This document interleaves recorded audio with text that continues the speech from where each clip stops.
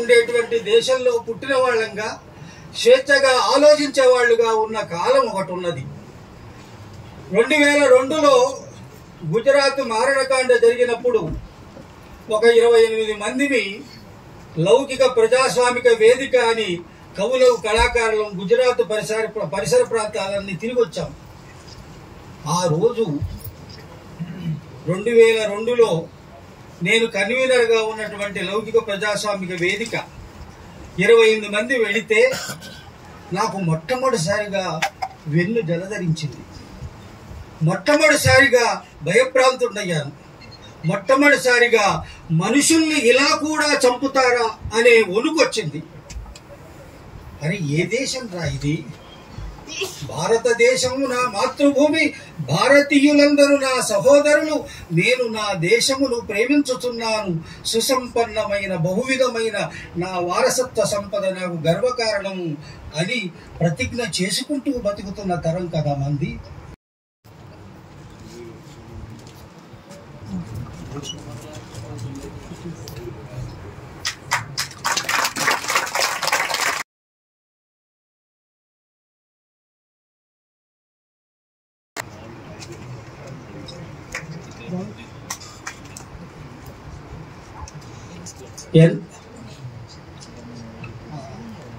పుస్తక పరిచయం చేయాల్సిందిగా విమర్శకులు, రాజకీయ విశ్లేషకులు, సామాజిక విశ్లేషకులు వేణుగోపాల్ గారిని కోరుతున్నారు. పోయే ముందు పుస్తక పరిచయం చేసే ముందు చందమామ, జైలు ఈ రెండు అవినాభావ సంబంధం ఉన్న రెండు అంశాలు. జైలులో ఉన్న ప్రతి ఒక్కరూ చందమామ అయితే చూడకుండా ఉండలేరు. ఒకవేళ చందమామను చూడలేకపోయినా వెన్నెలను చూడకుండా ఉండలేరు. వెన్నెలను, చందమామను బందీ చేయడం ఎవరికీ సాధ్యం కాదు. అందువల్లనే జైళ్లలోకి వెళ్ళిన వాళ్ళందరూ, జైళ్లలోకి వెళ్ళిన తర్వాత కవులైన వాళ్ళు ఉన్నారు, కవులైనందువల్ల జైళ్లకు వెళ్ళిన వాళ్ళు ఉన్నారు. ఇద్దరూ కూడా జైళ్లలో చందమామ గురించి రాశారు. అటువంటి ఒక కవితతో ప్రారంభించి ఈ పుస్తక పరిచయం ప్రారంభిస్తాను. జైల్లో రాత్రి. నక్షత్రాలతో నిర్మించిన తిరుగుడు నిచ్చెన మెట్ల మీద నుంచి రాత్రి అంచెలు అంచెలుగా దిగి వస్తున్నది. నక్షత్రాలతో నిర్మించిన తిరుగుడు నిచ్చెన మెట్ల మీద నుంచి రాత్రి అంచెలు అంచెలుగా దిగి వస్తున్నది. ప్రేమమయ శబ్దాలు గుసగుసలాడుతున్నట్టు మెల్లగా మృదువుగా గాలి తెమ్మెర వీస్తున్నది. ఇప్పటికి 550 మందిని బలి తీసుకుంది. ఈ 550 నిజంగా రాజకీయ ఖైదీలు కాదగిన వాళ్ళు. రాజకీయ ఖైదీలు అయితే దశాబ్దానికో 2 దశాబ్దాలకో విడుదల అవుతారనే ఒక నమ్మకమైనా ఉండేది. కానీ ఇప్పుడు వాళ్ళు లేరు. అందువల్ల ఈ రాజకీయ ఖైదీల గురించి ఆలోచించేటప్పుడు రాజకీయ ఖైదీలు కాకుండా ప్రపంచం నుంచి దూరం చేయబడిన వాళ్ళ గురించి కూడా ఆలోచించాలి. రాజకీయ ఖైదీల గురించి ఆలోచించాలి. రాజకీయ ఖైదీలు కాగలిగిన అవకాశాన్ని పోగొట్టుకున్న వాళ్ళ గురించి కూడా ఆలోచించాలి. చందమామను ఎంతకాలం బందీ చేయగలరు అనేది ఒక ఆలంకారికమైన మాట కాదు.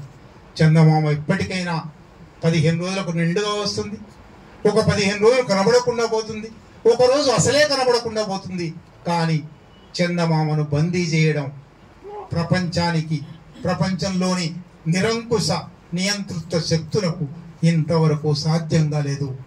ఎందువలనంటే శ్రీశ్రీ ఎప్పుడో ఒకసారి అన్నాడు, ఆణవ శక్తి కన్నా మానవ శక్తి మిన్న. ఈ మానవ శక్తి మీద విశ్వాసం పెట్టుకుంటే, ప్రజల సృజనాత్మకత మీద, ప్రజల పోరాట దీక్ష మీద, పోరాట శక్తి మీద నమ్మకం పెట్టుకుంటే చందమామను ఎంతకాలం బందీ చేయగలరు, చందమామను ఎప్పటికీ బందీ చేయలేరు అని నినదిస్తాము. ఈ అవకాశం ఇచ్చిన మీ అందరికీ కృతజ్ఞత.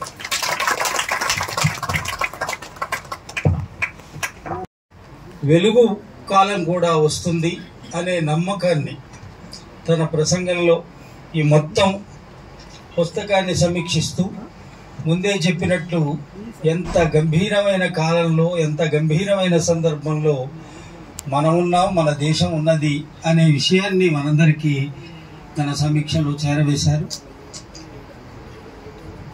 ఈ సందర్భంగా గౌరీ లంకేష్, దబోల్కర్, పంసారే లాంటి వాళ్ళ ప్రస్తావన తన మాటల్లో వచ్చింది.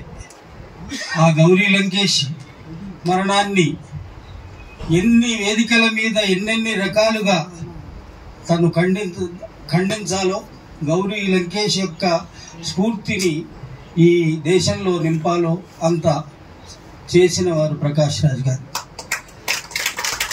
తను దానికోసం నిరంతరంగా ఇప్పటి వరకు అదే వాయిస్తో మాట్లాడుతున్నారు. ఆయన ఈ పుస్తకాన్ని ఆవిష్కరించారు కూడా. ఆయన ఇప్పుడు మాట్లాడతారు. ఆ వాయిస్ని ఎప్పుడూ కూడా సమాజం అప్రమత్తంగా ఉండడానికి, అది ముందుకు వెళ్ళడానికి అవసరం అనేటువంటి మాటలు ఎంతో స్ఫూర్తిదాయకం. హక్కుల కార్యకర్త ఖలీదా పర్వీన్ మేడంని మాట్లాడాల్సిందిగా కోరుతున్నాను. ఇప్పుడు అసలు పాత విషయం అది. ఎందుకంటే అంటే నేను ఆల్రెడీ పుస్తకం కూడా రాశాను. అంటే జైలు అనుభవాలు కాదు, జైల్లో ఉన్నటువంటి మహిళల గురించి రాశాను. చాలా మంది తెలుసు, చదివారు కూడా. నేను ప్రస్తుతపు రాజకీయ ఖైదీల గురించి కొన్ని విషయాలు మీతో తప్పనిసరిగా పంచుకోవాల్సిన విషయాలు చెప్తాను. నిజానికి అప్పటికి అంటే నేను 2009 ఆ టైం నుంచి ఒక 4 ఏళ్ల పాటు బీహార్లోనే అరెస్ట్ చేశారు సార్. బాలరెడ్డి గారు కరెక్టే చెప్పారు. కానీ అది కూడా దొంగ అరెస్ట్ లాగా చూపించాలి కాబట్టి జార్ఖండ్ లో వాళ్ళు చేసిన ఒక బూటకం అంతా బయటపడ్డది కాబట్టి నన్ను జార్ఖండ్ జైల్లో పెట్టారు.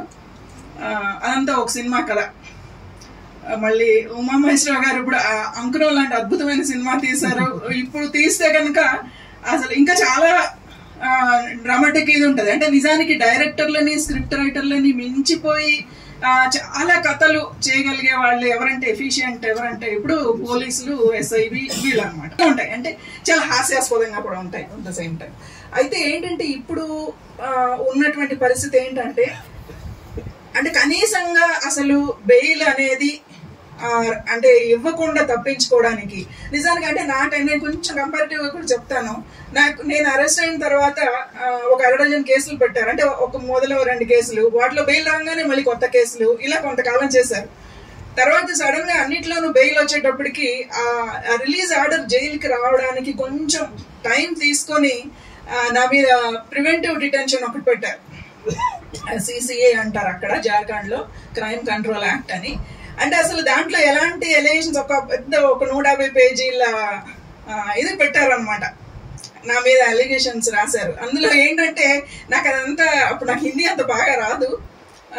కొన్ని చదివితే అర్థమైంది ఏంటంటే నేను అలా రోడ్డు మీద నడుచుకుంటూ ఎక్కడన్నా పోలీస్ స్టేషన్ కనిపిస్తే 4 బాంబులు పడేసి ఆయుధాలన్నీ ఎత్తుకొని పోయి ఏఎస్పీ కనిపిస్తే చడేసి అలా తిరుగుతూ ఉంటానేమో అని డౌట్ వచ్చింది. ఆవిడ అన్ని పెట్టారనమాట దానిలో. కాబట్టి ఆమె జార్ఖండ్ 4 సార్లు జైలు జీతం,